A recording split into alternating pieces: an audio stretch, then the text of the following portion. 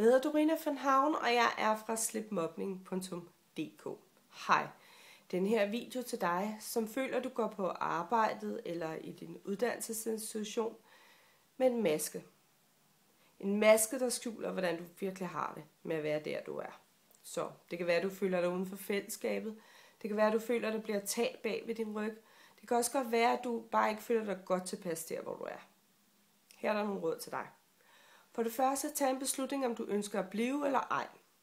Og hvis du ønsker at blive, så tag kampen op.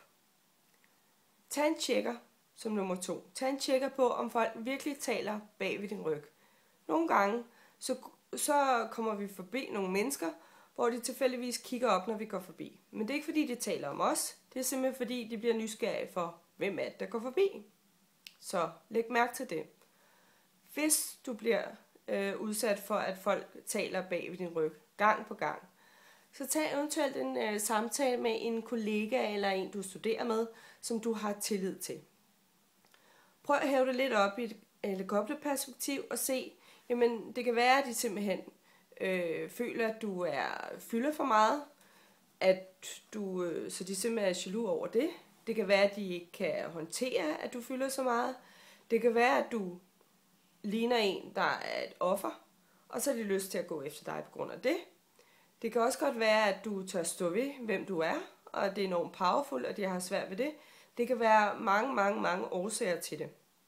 Og det retfærdiggør ingenting, men det er rigtig vigtigt, at du lægger mærke til, hvad det egentlig er, der sker, så du kan tage ansvar for, hvad det er, du har brug for at ændre hos dig selv, hvis der er noget, du har brug for at ændre. Og hvis ikke, så nyd, at du er så powerful, som du er. Så tag følelserne ud af det. Det er rigtig vigtigt.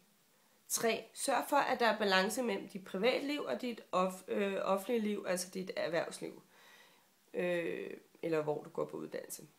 Så det kan være, at du har brug for at svømme en tur og rense de dårlige energier af dig.